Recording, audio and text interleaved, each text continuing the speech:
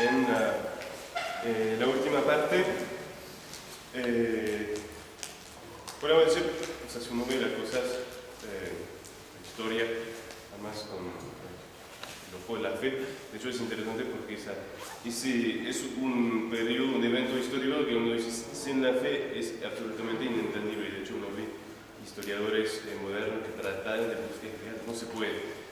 Y si uno mira de esa historia, o sea, esas guerras, con un plan providencial, uno ve que hay como una primera parte con esas victorias militares que hemos visto, que uno dice, ¿cómo puede ser que hayan ganado a los paisanos, hayan vencido de esta manera tropas experimentadas, con mucho más material, mucho más... Y después de un momento uno dice como, yo le pido, no es eso lo que estoy pidiendo, que le muestra que está ahí, pero después como Dios dice, no es esto lo que le estoy pidiendo. Y uno va a ver ahora muchos mártires, a partir de ahora, de lo que hemos visto, entonces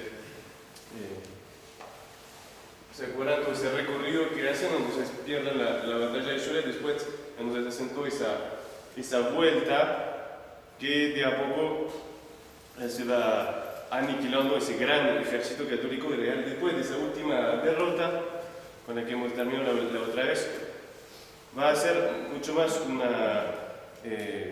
va a seguir habiendo algunos combates que vamos a ver, pero grandes batallas ya no va a ser, mucho más una misión de oración, de martirio, más que de victoria militar, y sin duda era más eso lo que Dios pedía cuando uno ve en todo el país, en el momento de la revolución, la cantidad de sacrificios,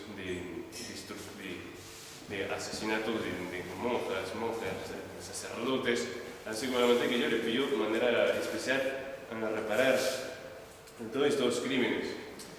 Solamente antes de empezar con eso, bueno, llegamos entonces a esa fecha, fin de diciembre del 93.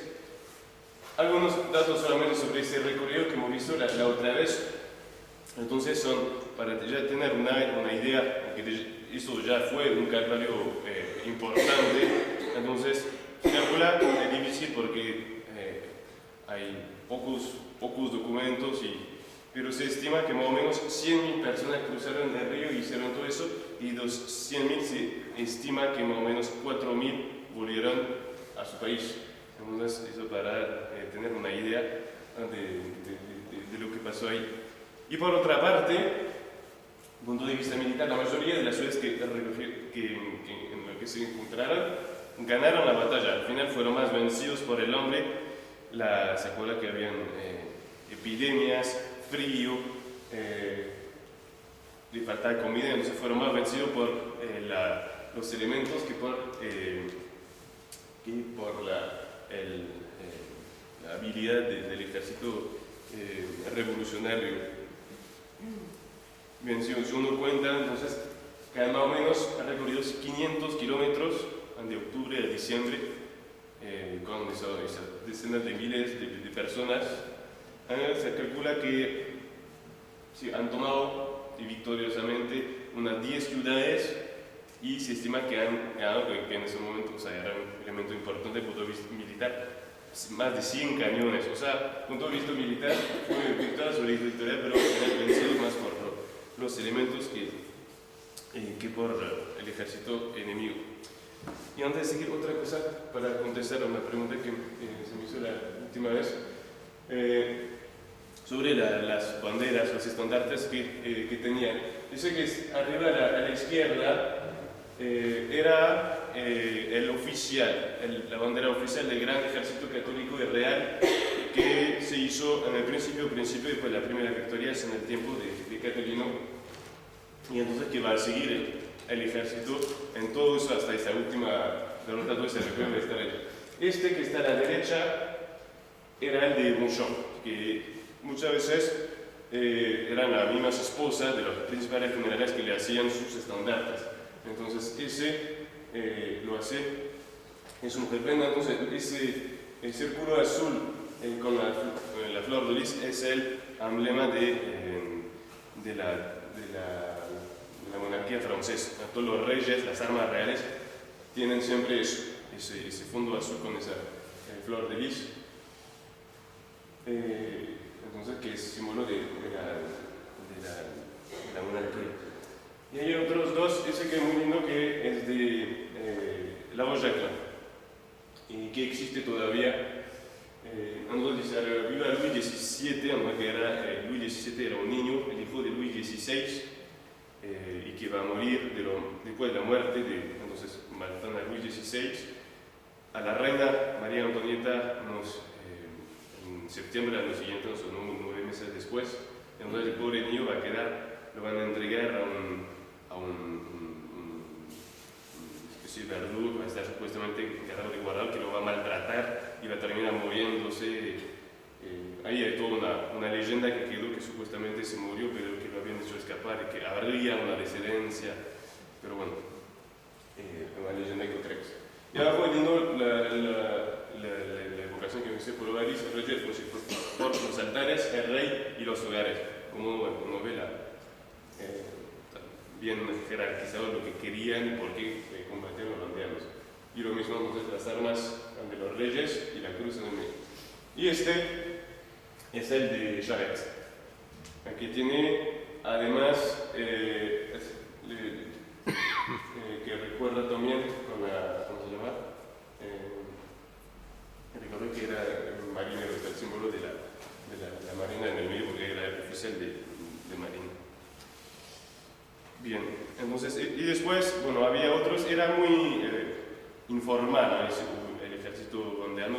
Cada parroquia, entonces, muchas veces en principio usaban simplemente los estandartes de procesión de la iglesia, y después, bueno, algunos se hicieron algunas maneras, como esta, por ejemplo, no sé, muchas veces está el Sagrado Corazón, que todos llevan puesto, Dios y el Rey, y otra vez viva Luis XVII. Entonces, eso sobre las banderas que llevaba. Entonces, termina esa última batalla que tiene el lugar en el nordeste de Nantes. ¿Y qué pasa entonces? Hay un montón de gente donde no se quedan ahí, hombres, mujeres y niños, ahí dispersados en el campo tratando de escaparse, y los revolucionarios tienen una sola misión de matar a todo el mundo. Entonces, lo buscan y los hacen presos por miles y miles y miles, y se lo van a llevar a las dos ciudades principales, entonces Nantes y Angers, y va a ser ahí que va a empezar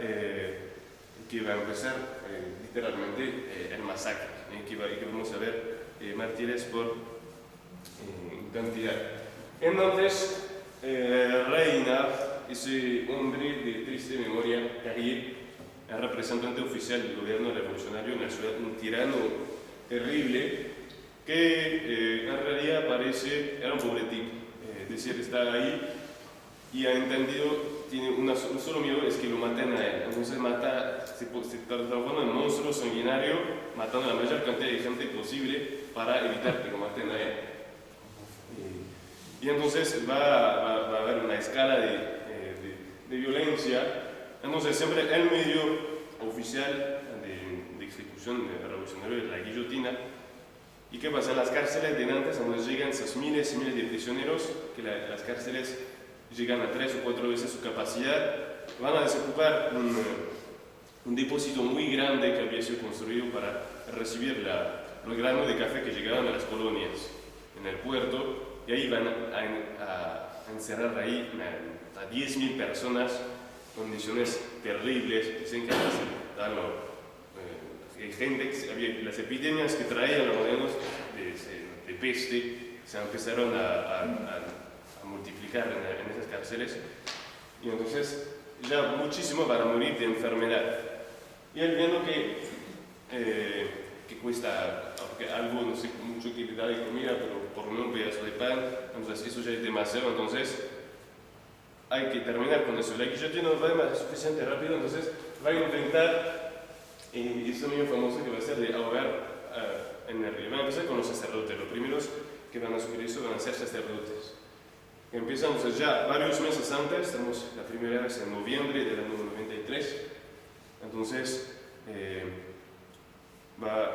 había unos, creo que son unos 90 sacerdotes encerrados, la mayoría ancianos o enfermos, porque que no habían podido, muchos habían sido desterrados y se habían quedado, y entonces los hacen subir a un barco haciéndoles creer que lo van a trasladar. Primero lo hacían en plena noche porque tenían que va a pensar la gente, y entonces el barco está hecho de tal manera que se puede abrir de afuera y lo hunden en el medio del río.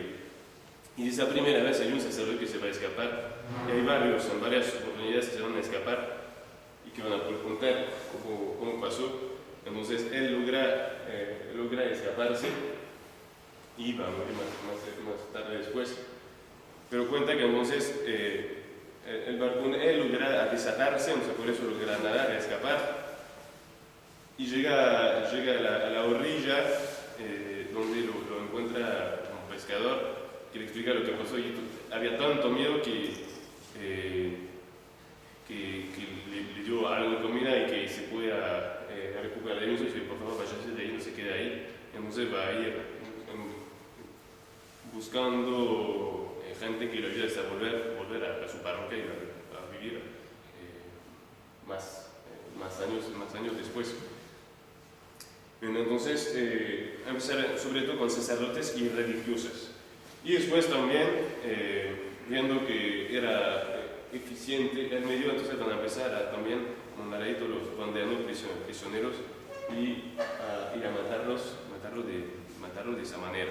Entonces quedó famoso quedaron famosos esos crímenes. Más tarde, cuando unos meses después se muere sobre todo Robespierre, que era el tirano que manejaba todo el gobierno revolucionario. Entonces la revolución siempre, en un momento llegó a una cumbre en julio del 94, y ahí entonces dijeron basta y lo eliminaron sin que haya una vuelta por atrás desde el punto de vista de las ideas, ¿no? Y entonces lo van a hacer comparecer y él se va a defender. ¿Por qué me dice acá, dice en ese tribunal, están todos tan culpables como yo, dice hasta la campana del presidente del tribunal? Y de hecho lo van a absolver por sus buenas intenciones. Entonces cuentan también que después para un poco el personaje que era, cuando sus súbditos vuelven para hacerle el reporte, y la primera ejecución de sacerdotes, lo encuentran, estaba ahí con su médico que le ponía mercurita en el dedo porque se había lastimado. Que fue también ese triste hombre en su vida anterior seminarista, como dice San Pablo, el que está de pie, que tenga cuidado de no caer. Entonces eso en Nantes se calcula más o menos que muy cerca de 5.000 muertos de esa manera, pero no se cuenta los que murieron en la cárcel y también los que murieron en la guillotina. En Angers, entonces más al este, ahí va a ser otra manera de eliminar a esos prisioneros que llegan en cantidad. Lo van a fusilar y van a quedar muy famosos, son conocidos como mártires. Hay de hecho un santuario en ese lugar donde van a ser fusilados, y hay varios episodios muy lindos. Realmente ahí es muy claro porque por lo menos en Nantes ni siquiera les hacían juicio. Para entrar en la cárcel se los llevaban sin preguntar ni quién son ni quién no sos, era así. Entonces es muy interesante porque el tribunal revolucionario, de manera muy expeditiva, pero primero los habían y después, y además ellos mismos iban a la cárcel, los habían uno por uno, y entonces ponían un motivo de condenación. Y es muy interesante porque siempre buscaban a matar a los católicos. Entonces uno ve los motivos, le encontramos un rosario, llevaba un escapulario, estuvo asistiendo a la misa del sacerdote fiel, y es eso, realmente son mártires. De hecho, cuando se lo mencionas después, porque tiene su interés también, por Juan Pablo II. Entonces, pero bueno, mártires y santos lo son, de verdad, no hay duda. Y entonces, es muy lindo, hay varios que quedaron en la historia. Eso es el santuario actual. Entonces, le explico cómo funcionaba. Entonces, habían fuera de la ciudad pedido a un dueño de un revolucionario que tenía a un terreno entonces que preste ese campo para que se hagan ejecuciones masivas. Entonces había además toda una especie de teatro, ¿no? Era buscarlos en la cárcel, hacerlo cruzar la ciudad, atado hasta llevarlos al lugar donde lo fusilaban. Y entonces en ese lugar después se buscó y se ha ubicado más o menos las distintas fosas donde están los cuerpos, y hoy en día es un santuario, no sé, que está en honor a esos mártires. Entonces hay muchas anécdotas muy lindas. Por ejemplo, esas dos hermanas son hermanas de la caridad, de la congregación de San Vicente de Paul, y entonces van a tratar porque eran entonces una congregación que se dedica a los hospitales. Entonces a los mismos soldados tenían una cierta disgusto de ejecutarla, porque eran personas que no habían hecho otra cosa que ocuparse de los demás en toda su vida, ¿no? Y entonces en el camino, el Sorotila que está en la derecha, que se ve, empezó a tener miedo, y entonces la otra, la hermana, la alienta. Y entonces y le dice, hermana, una corona nos espera en el cielo, no nos la vamos a perder, ese día es el más lindo de nuestra vida, para mí yo no dejaré mi lugar a nadie.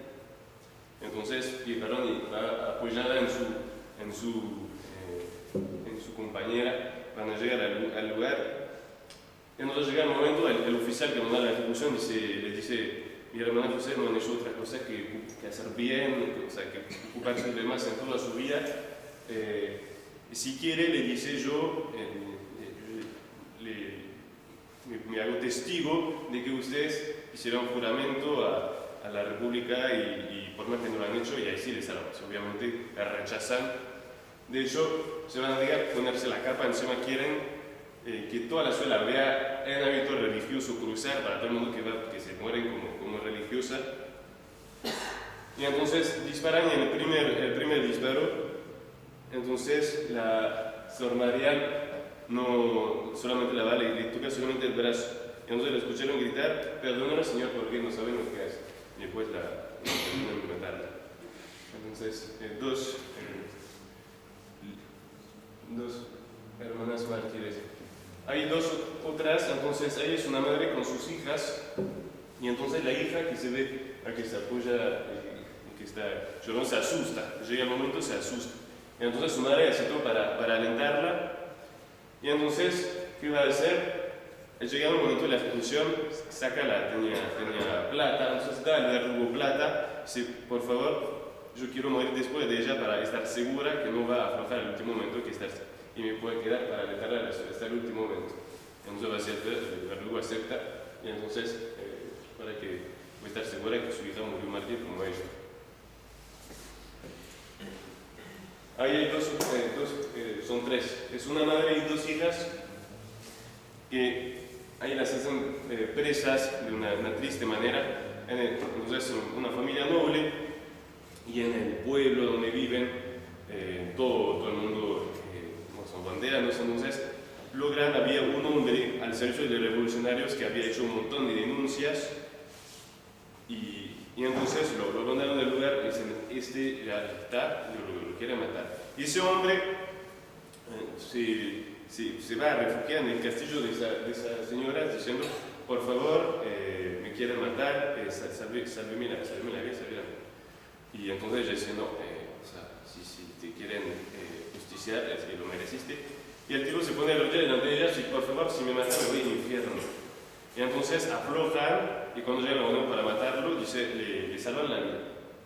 Y ese hombre, algunos días después, para ganarse plata, las va a denunciar a los revolucionarios, que las hacen presas, y a uno le condena a muerte como católicas. Y en el camino, cuando las llevan a la ejecución, lo que se ve a la izquierda, una vio a un pobre en el camino y le regala su vestido. Bien, entonces otro lindo ejemplo. Entonces eso se lo cito porque es interesante, supuestamente beatificado por Juan Pablo II, y es un discurso que, por la anécdota, ¿no?, que es un poco triste, que su condenación, todos esos mártires, son más o menos 2000, ¿no?, los que fueron así beatificados. se ubica en un contexto político de contestación de un régimen que a esa época rechazaba tanto valores religiosos. Pero a pesar de que ese movimiento histórico, estamos hablando de la revolución, ¿no?, había sido inspirado por sentimientos generosos, libertad, igualdad, fraternidad y por un deseo necesario de reformas, hubo muchas violencias. Es un hecho, a nosotros nos toca juzgar esa evolución política. Creo que es bastante difícil juzgar, ¿no? Pero por lo menos tenemos que retener el ejemplo de sus mártires. Es interesante.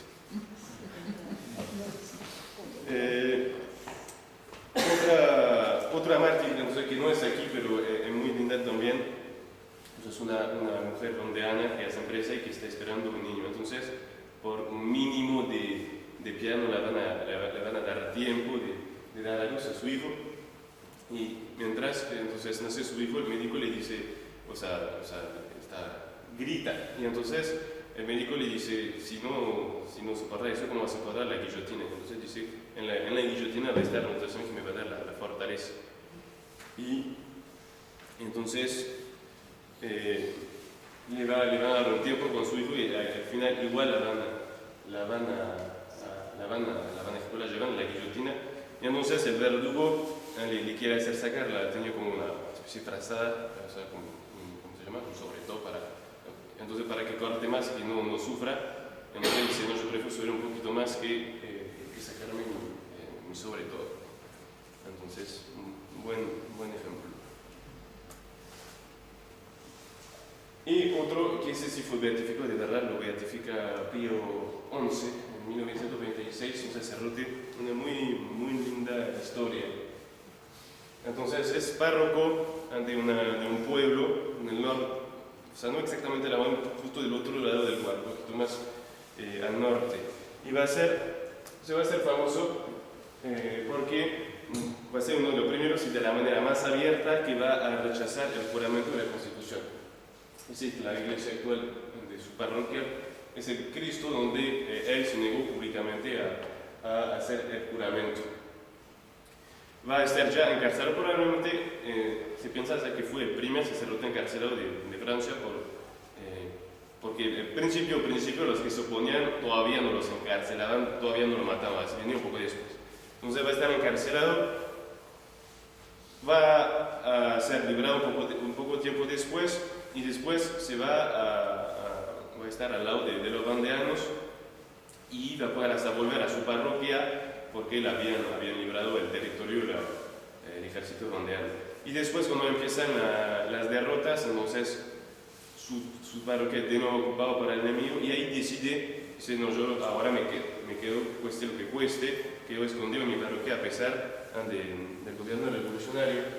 Y entonces va a estar muchos meses haciendo su ministerio a escondidas, especialmente hasta conoció por la ceremonia de primera comunión en plena noche en los bosques. Entonces, y bueno, asistir enfermos, etcétera, etcétera. Entonces todo escondía en su parroquia. Hasta que vivía, entonces no podía vivir abiertamente. Las tropas, las guarniciones sabían que estaba ahí, lo buscaban, vivía escondido en una casa. Y es muy interesante y muy lindo porque toda su arrestación y hasta su muerte, uno ve un paralelo muy lindo e impresionante con la pasión de nuestro Señor. Entonces estaba en esa casa y bueno, me escondía, entonces con escondite adentro de la casa y de vez en cuando salía para tomar aire. Y un día entonces otro pobre tipo, que era un pobre del pueblo que él, mucho tiempo atrás, siempre había asistido, le había dado comida, plata, etcétera, etcétera, lo reconoce y entonces inmediatamente para ganarse plata, porque los que denunciaban a los sacerdotes fieles le daban plata, entonces lo va a denunciar. Que él no se da cuenta en el momento, pero la tropa llega muy rápido y entonces se esconde en eso que se guardó, que es un gran baúl así, que servía para guardar el pan. Entonces, cuando llega la tropa, él varias veces le había pasado, se había escapado, pero ahí demasiado tarde, la casa está totalmente encerrada. Entonces se acuesta en ese baúl y entran a la revolución, que empiezan a revisar toda la casa. Y ahí hay un soldado que ya estaba por dice, abre, lo ve, y para no lo quiso denunciar, se sienta, pero sí que se pone pálido. Y entonces inmediatamente se dice, ¿qué te pasa? O sea, entonces se levanta y abre, y él lo hace salir. Y ahí, no, lo que lo hace levantar es el mismo traidor que lo había llevado.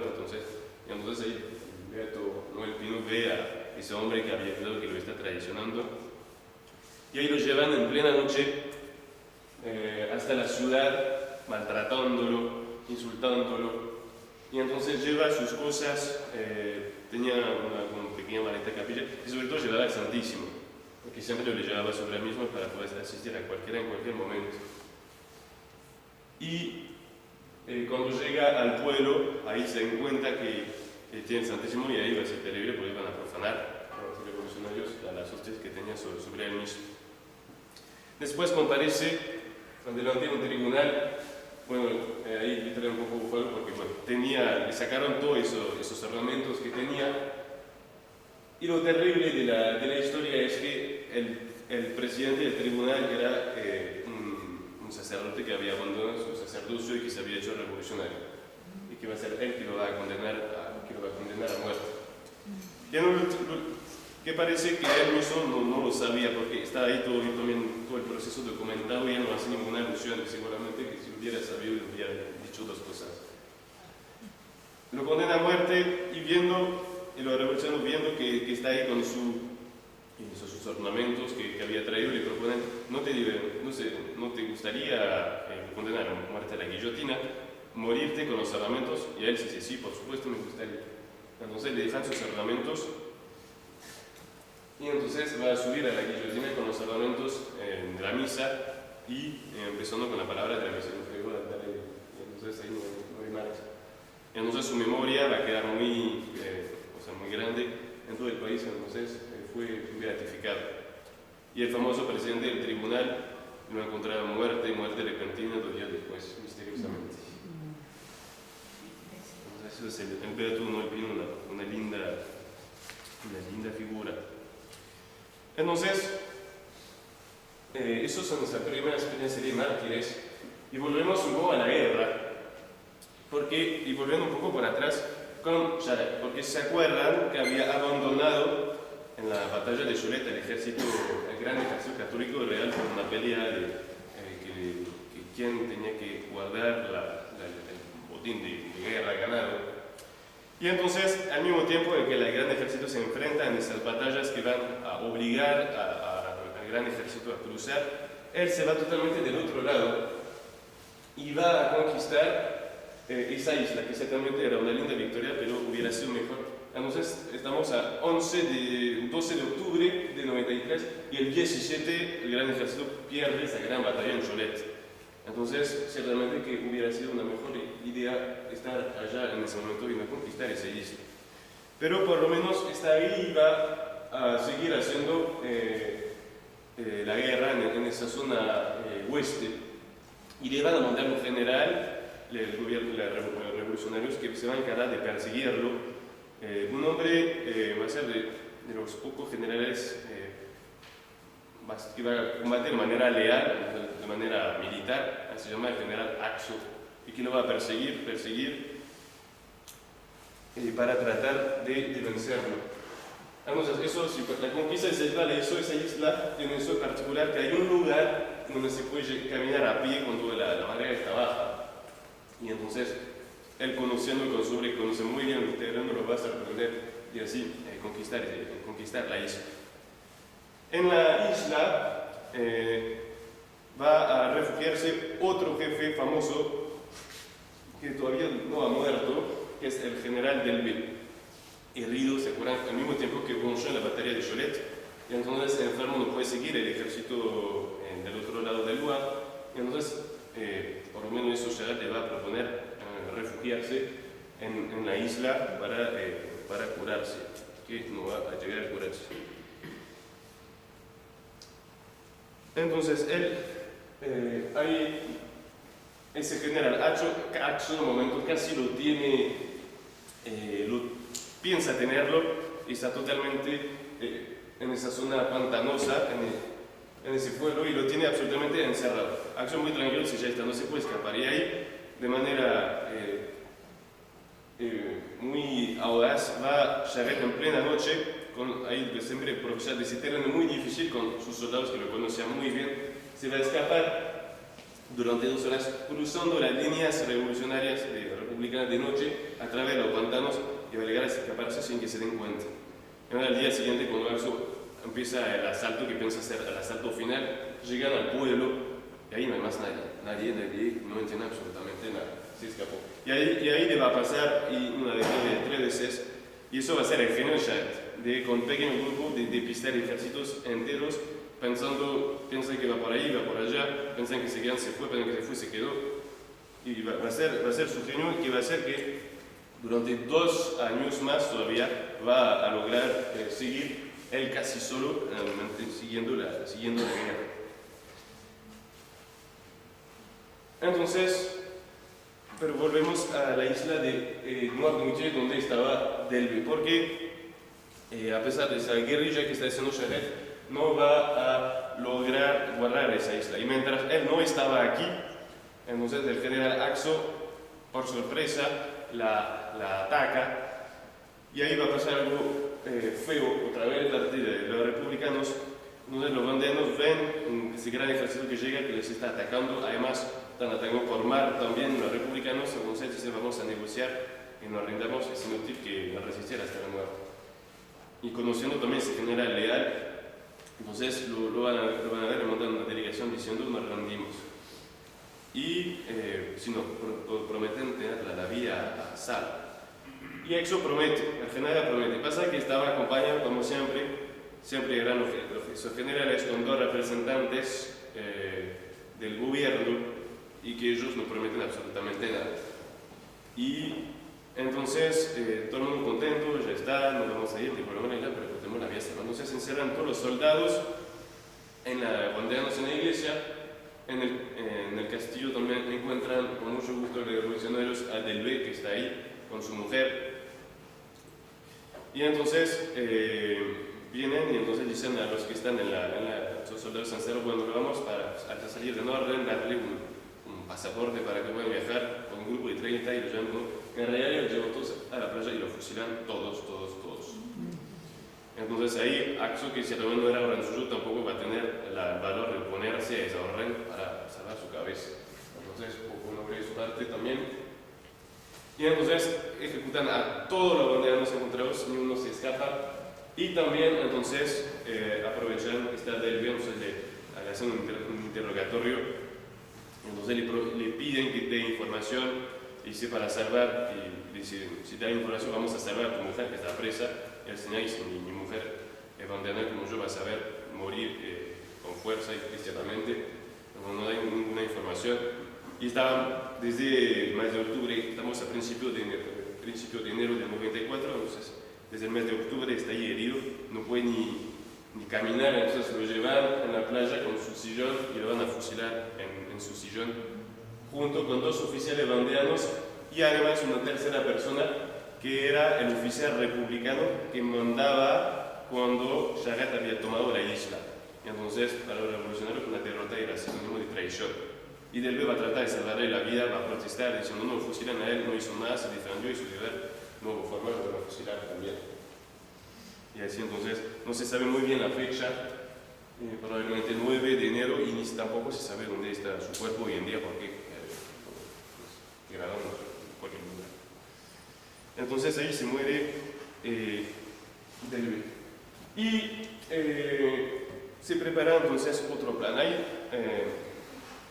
fue a un nivel simplemente político un error terrible de parte del gobierno revolucionario.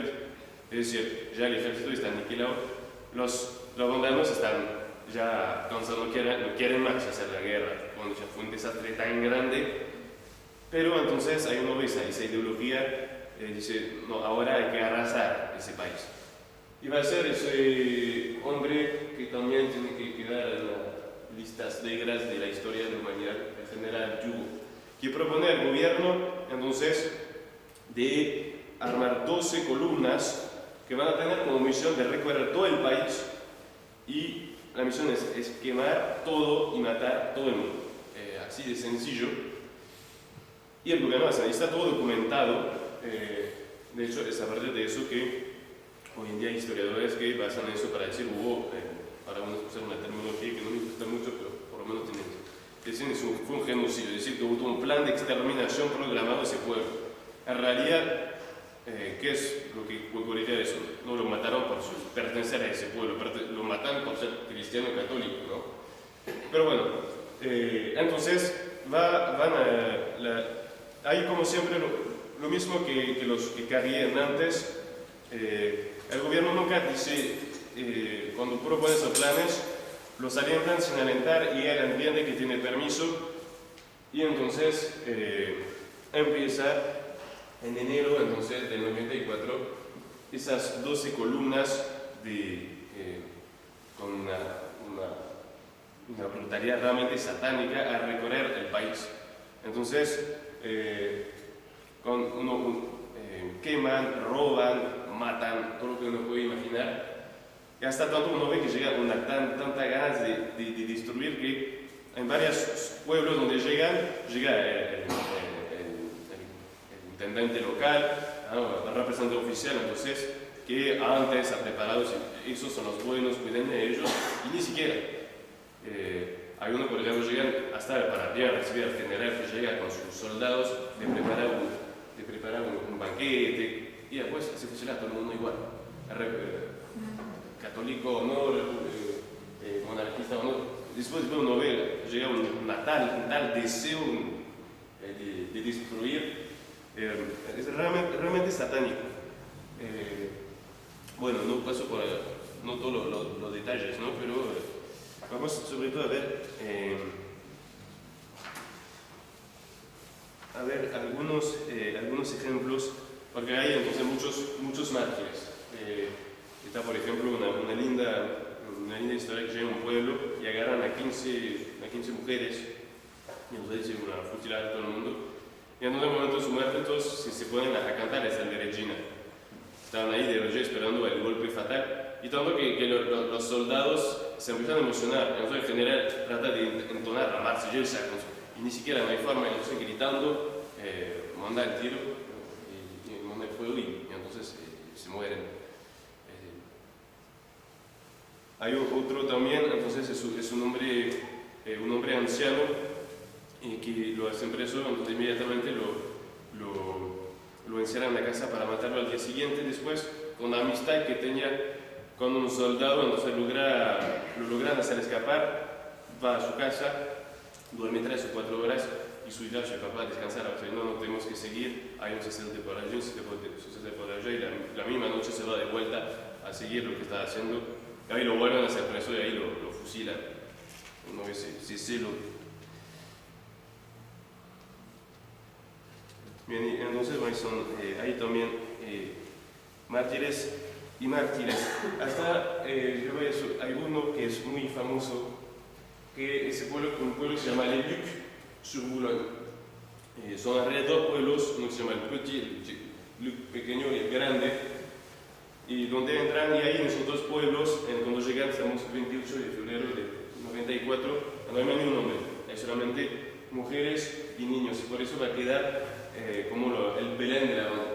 Entonces cuando llegamos, son dos pueblos con 2 parroquias, llegan a la primera parroquia y el sacerdote va a salir, cuando escucha que se está acercando esa columna, va a salir para tratar de ofrecerse, se matenme a mí, pero no lo maten a ellos. Igual lo matan en condiciones horribles, y después entonces van a matar más de 500 mujeres y niños. Lo que se cuenta, ahí están todos los nombres, porque hay otro párroco que vamos a ver que va a sobrevivir, y entonces estuvo anotando muy bien todos los nombres de esos mártires, entonces está muy documentado con la edad. Entonces va a haber 109 niños de menos de 7 años que van a ser matados. Y al final encierran a todo el mundo en la iglesia y disparan con el cañón en la iglesia, que se prende fuego y se derrumba, y todos mueren rezando el rosario. Entonces, por eso quedó como el Belén de la Ronde. Y el párroco del otro, que es un personaje que él va a sobrevivir la revolución, entonces él quedó también en la historia. Ahí se lo ve, principio se niega a hacer el juramento, y entonces él no está en el pueblo el día del masacre, y entonces llega, entonces dice, el reza es el que va a cuidar a todos sus parroquianos mártires. Y tiene un montón de anécdotas. Arriba a la izquierda se lo ve, él entonces está todo el tiempo tratando de asistir a sus fieles. Se disfrazó, no sé en qué circunstancia logró disfrazarse de soldado revolucionario. Una vez entonces le confió la misión, él como soldado revolucionario, de llevar a uno de sus propios parroquianos preso. Y entonces en el camino obvio lo libró y lo salvó la vida. Ahí se lo ve cuando se disfrazó de mendigo y se encontró con una tropa de revolución que lo buscaba, él lo guió hasta donde quería. Y ahí arriba a la derecha, una vez había perdido su sombrero, entonces lo puse y lo encuentra, supongo de noche, así está, entonces está el sombrero en medio de una tropa revolucionaria, Tormenos llega a recuperar su sombrero y se va. Y entonces él va a atravesar la revolución y va a tener, porque poco tuvieron la alegría de poder ver de vuelta su parroquia, de vuelta al culto. Bien, eso es por qué decía que fue un terrible, desde un punto de vista simplemente político, ¿no? Porque esos bandeanos que no pedían otra cosa que ya está. Entonces le van a obligar a volver a tomar las armas y para defender su vida, defender su familia, y también hay una vez que va a haber una cierta pérdida de idea, un gran deseo de venganza por cuántos bandeanos volvieron y llegando a su casa, cuánta historia de que llegan y encuentran a toda su familia muerta, asesinada en condiciones horribles. Entonces, en eso ahora necesitamos seguir.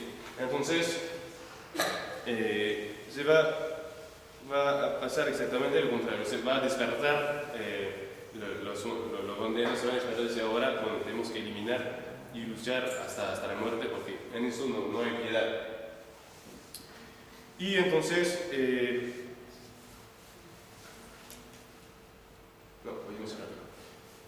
queda como jefe está Charette y quedan dos que si se acuerdan, al final del viaje del otro lado del lugar del río, dos jefes que eran Lavoisier y Stofflet, que bueno, habían cruzado para tratar de encontrar el barco y se encontraron separados del ejército por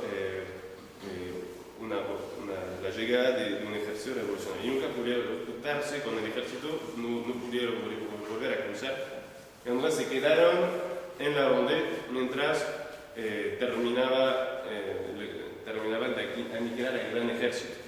Y entonces son ellos, Charette, Lavoisier y Stofflet, que van a empezar la lucha contra todas las columnas, una por una, atacarlas en una guerra muy dura. Ya no hay piedad.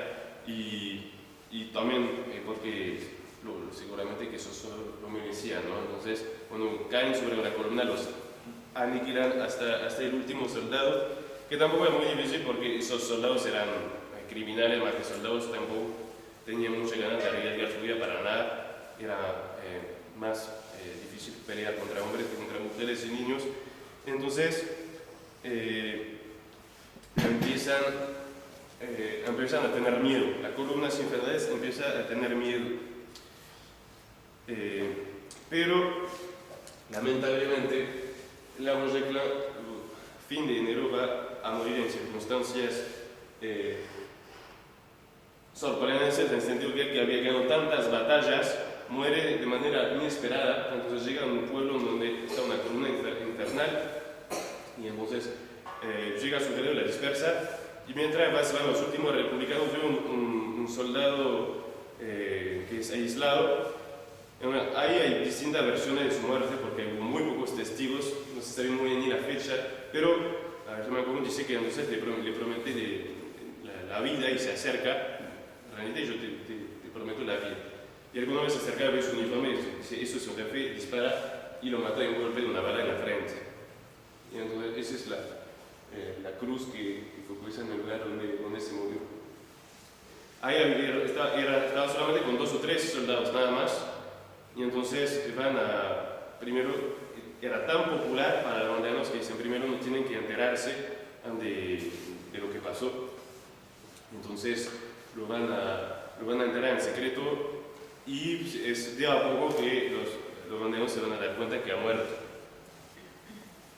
Y entonces los dos que van a quedar van a ser esos dos, que van a quedar hasta el final, Charette y Stofflet. Y lamentablemente peleándose todo el tiempo. Para darle una idea, ya cuando la Roger-Klein vuelve del norte, se va a encontrar con Charette.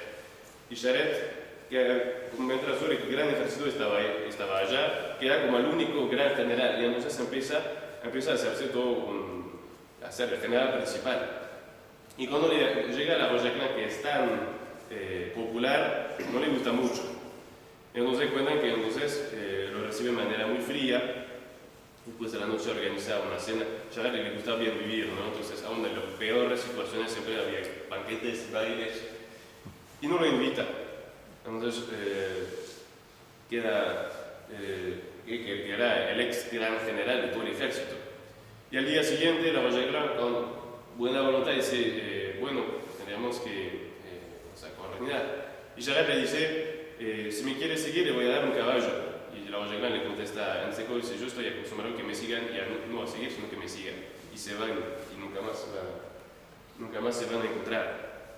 Y bueno, después, entonces, muere la Roger-Klein. Quedan ellos dos que se van a pelear también hasta el final. Y Stofflet, ahí va a haber una batalla que va a hacer mucho ruido hacia el gobierno y que va a empezar a frenar la política de la Comuna Infernal. Logra atacar y tomar Cholet. Que en realidad, tomar la ciudad, se quedan una hora, porque en una hora después vuelven los republicanos. Ya los bomberos, ya le queda muy poco material, le quedan pocos soldados, entonces ganar grandes batallas es difícil, pero logran tomar Cholet. Y eso hace mucho ruido en el gobierno de ver supuestamente ese plan de exterminio que habíamos hecho, que no iba a quedar nada, ni casa, son capaces todavía de tomar la ciudad principal del país. Entonces, eso estamos al principio de febrero, entonces ya va a ser mucho ruido. Y por otro lado, un mes después, Charette gana otra batalla en que se acuerda ese general Axo que lo venía persiguiendo desde tiempo, lo va a lograr no solamente vencer, sino matar. Como se muere el general en una batalla, entonces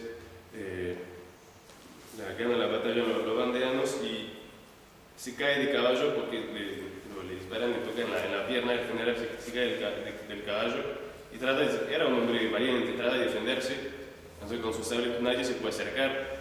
Hay un bandeano un poco cobarde que carga su fusil y le dispara y lo mata. Y Charette mismo va a decir que pena haber matado a un hombre tan valiente. Pero haberse librado de ese general que era bueno y eficiente va a hacer también mucho ruido en el gobierno, que era el general encargado de vencer a Charette, que termine muriendo matado él mismo. Entonces se empieza a poner en cuestión el sistema de exterminio en el gobierno, diciendo tal vez no sirve para nada. Y mientras tanto, los últimos jefes, principalmente Charette, Stofflet y algunos otros menos conocidos que quedan, deciden, bueno, tenemos que unir nuestras fuerzas. Y se van a juntar en ese castillo llamado La Boulée, para tenemos que discutir qué hacemos. Y ahí va a hacer dos planes. Charette quiere elegir un general jefe pensando que va a ser él, y Stofflet dice no, porque sabe que va a ser él, entonces dice no hagamos un general jefe, hagamos un pacto con un juramento, y que cualquier iniciativa que toma uno tiene que informar a los demás y coordinar. Y el que falla a ese juramento será castigado de muerte, que va a tener consecuencias dramáticas. Entonces estamos el 22 de abril, el día siguiente, entonces a la noche, después del juramento, entonces Esos dos, y ese que, si se acuerdan, se lo mencioné al principio, es un noble que se junta al ejército vandano en principio, un militar que va a estar encargado de la artillería del gran ejército católico de Herea. Pero era un defecto, o sea, dos, tomaba un poco demasiado y era muy calentón, y le va a jugar en contra. Entonces está ahí para hacer ese juramento con sus tropas, y ahí también para complicar, hay esa figura de ese sacerdote que estaba también desde mucho tiempo con el gran ejército católico de Herea, un hombre muy capaz que va a terminar obispo de Orleans y va a ser, entre otros, el brazo derecho de Napoleón para llegar a convencer, cuando se tiene que hacer concordato, a que vuelve que restaura las relaciones entre el gobierno francés y Roma. Hay un grupo de obispos fieles que se niega absolutamente y es él que lo va a convencer y en recompensa va a terminar obispo de Orleans. Pero bueno, un hombre muy capaz y que va totalmente a tomar debajo de su influencia a Stofflet, que él es un hombre muy sencillo, todo lo contrario, y lo va a manipular, y es él el que no se soporta con Charette, ese sacerdote que va a influir para que justamente no se elija general en jefe y que se active ese pacto. Lo volveremos a ver. Y entonces lo volvemos a ver. Al día siguiente del juramento, entonces, bueno, mañana ya ponemos en práctica lo que hemos jurado, entonces vamos a atacar tal ciudad donde está tal columna, y se hace una cena, se toma un poco demasiado, se reparten los roles, quién se ocupa de quién, y no le dan ningún lugar a Marigny. Entonces se enoja y dice, ¿y yo qué voy a hacer? Y le dicen, bueno, usted como siempre se encarga de la artillería, pero hace mucho tiempo que no había más cañones. Entonces se enoja, se va golpeando la puerta, y sigue tomando solo era muy popular, muy querido sus hombres, se va con sus hombres. Y al día siguiente, entonces, se ataca el pueblo en una batalla de importancia menor, pero él no va. No va, y si está enojado, se queda con sus soldados y vuelve a la región donde tenía su castillo, etc. La batalla no funciona, obviamente que él faltaba, y entonces vuelven después, es una derrota para los vandenos. ¿Qué hacemos ahora? Y vuelven a hacer una reunión, y entre otros, bajo influencia de él, entonces, sí que sanción le tenemos que dar, y todo lo condenan a muerte, en su ausencia, pero lo condenan a muerte, y entonces él que lo va a encontrar al otro en su territorio lo tendrá que dar la sanción. Bien, que en el principio quedó ahí. Después, otra vez, otro intento de ataque en común en esa ciudad, otro fracaso, y entonces ahí esta vez va a ser, se van a terminar de pelear, establece Stofflet, y ya imposible unir a todo el mundo. Y para terminar, entonces, estamos al principio un mes y medio después, ahí parece también bajo influencia de ese padre de Bernier, parece, todo eso es, hay historiadores que van diciendo que tienen la mayor culpabilidad, otros que dicen que todo es apariencia, pero que no fue tan así, no sé. La cuestión es que Stofflet le dicen que Marigny está cerca del lugar donde está él, y entonces manda algunos banderos para ejecutarlo, que se niegan, dice, ¿cómo lo vamos a ejecutar a él? Y entonces en su ejército Stofflet tenía algunos ex soldados alemanes o suizos que se habían juntado a él, además lo manda a él, que como mucho menos escrúpulo, lo van a matar, le niegan, pide el sacerdote para confesar, no se lo dan, piden, él por lo menos fusilame frente, y le fusilan en la espalda. Entonces, triste consecuencia de peleas. Y después, entonces, en la misma época, estamos en el verano del 94, entonces, Turgot, el que había empezado las columnas infernales, es destituido por fracaso de su misión. Le hacen un juicio, lo van también a absolver por sus buenas intenciones.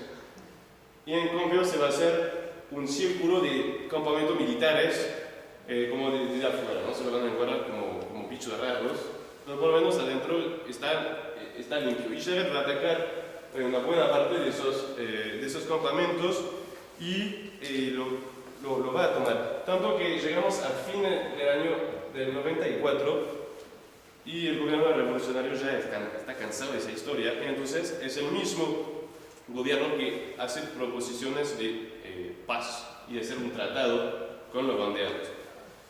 Hay mucha discusión, porque sobre todo con Charette, que dice la única condición, nosotros queremos la paz, denos los sacerdotes, denos la libertad de los sacerdotes, que van a negar, y tanto que al final van a ceder, y el 17 de febrero del año 95, se firma un tratado que se llama, aquí, de la Genève.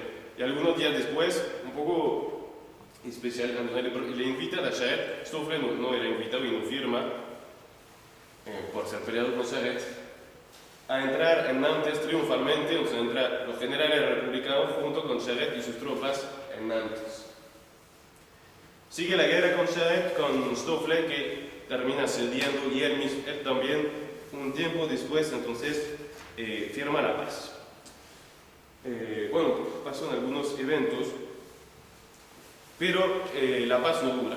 Obviamente que por más que le aseguran la libertad de los sacerdotes, de hecho se restablece el culto, había promesas de indemnización, etcétera, etcétera, que nunca habían hecho. Y Charette, hay un pequeño misterio de la historia. Algunos historiadores dicen que había artículos secretos conteniendo una promesa de restauración de la monarquía.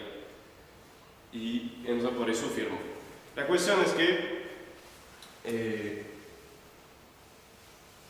al principio de junio del 95, se muere, se aprende la noticia de la muerte del hijo de Luis XVI, vuelve al trono, le toca al trono un hermano de Luis XVI, y empieza a intervenir otro hermano de Luis XVI que está refugiado en Inglaterra, que es el conde de Artois, y que será más tarde el rey bajo el nombre de Carlos X, y que empieza a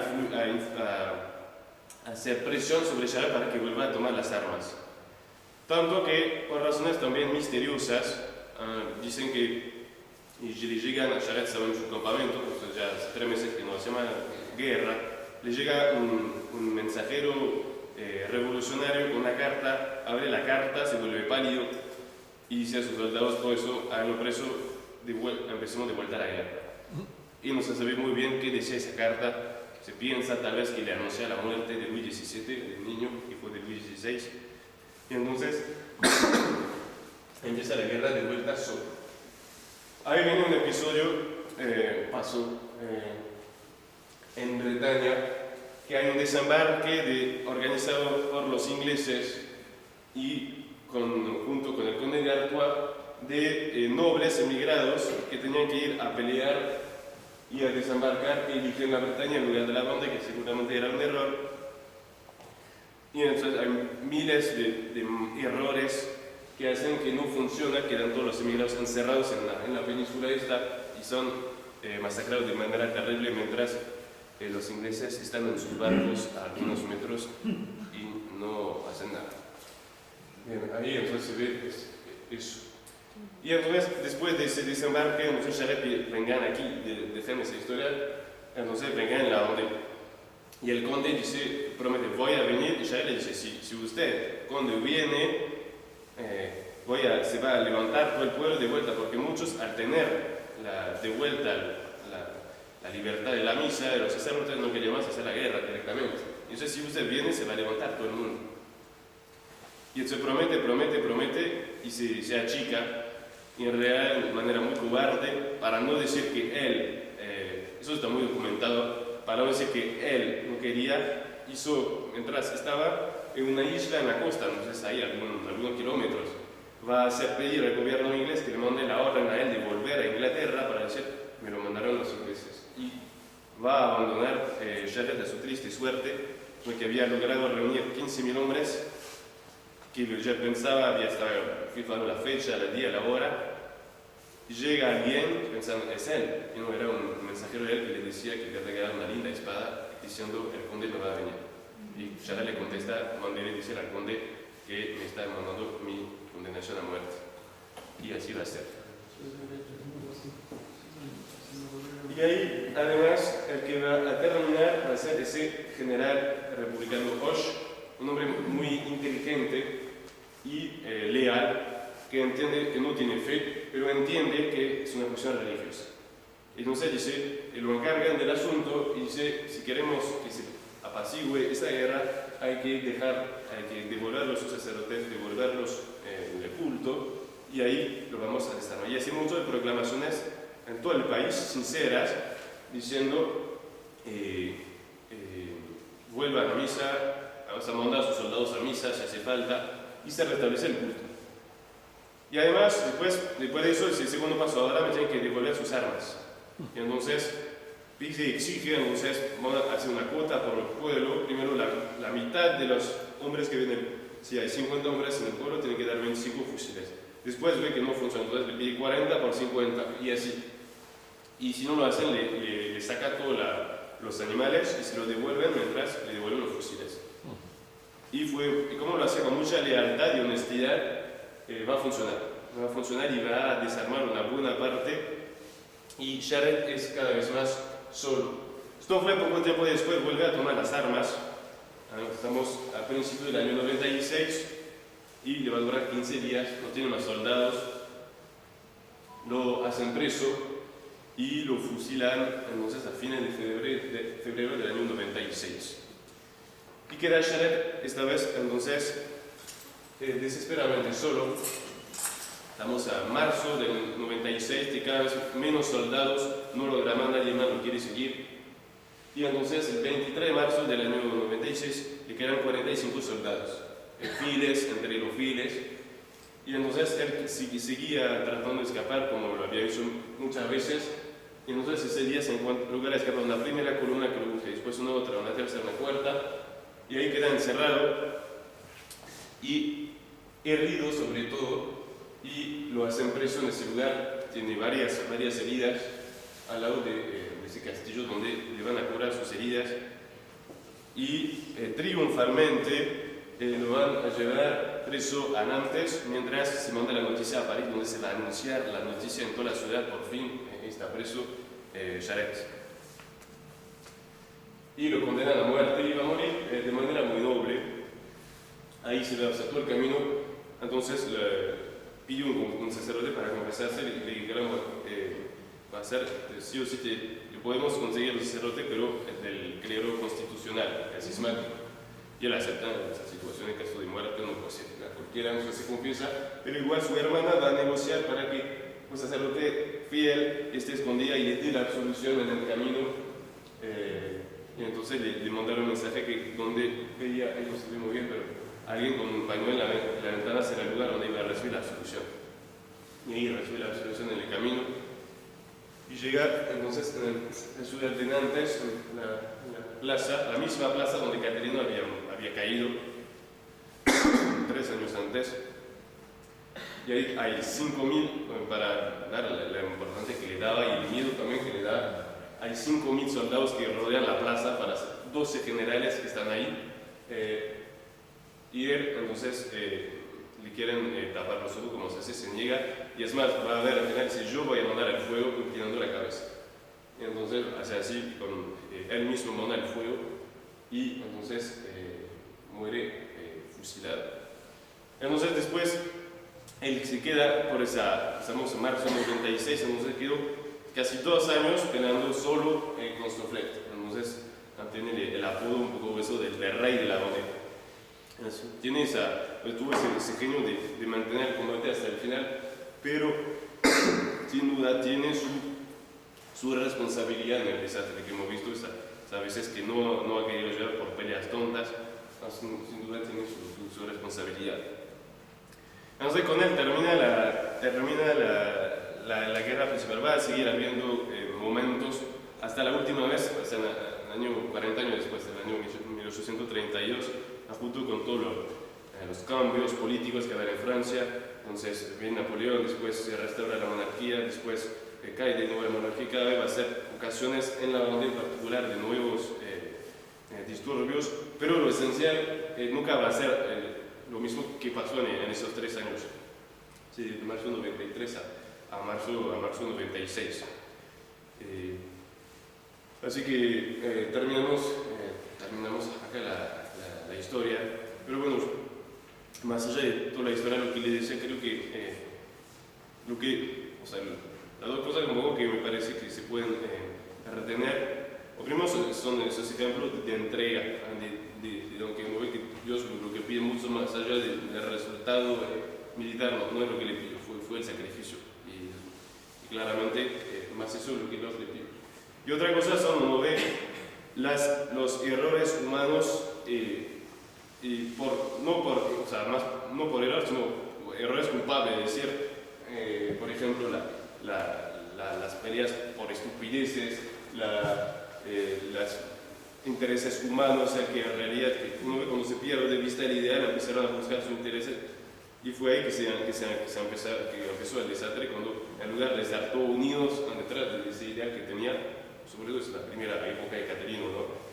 Ahí empieza que yo quiero ir a mi país para buscar a sublevar a mis pueblos, yo quiero esto, yo quiero aquello, y es ahí que se empezó a armar la desunión, porque militarmente uno ve, tuvieron pocas derrotas, todas las derrotas que tienen fueron por culpa de ellos, no puede decir. Así que termino aquí para ver muchas otras cosas que decir, pero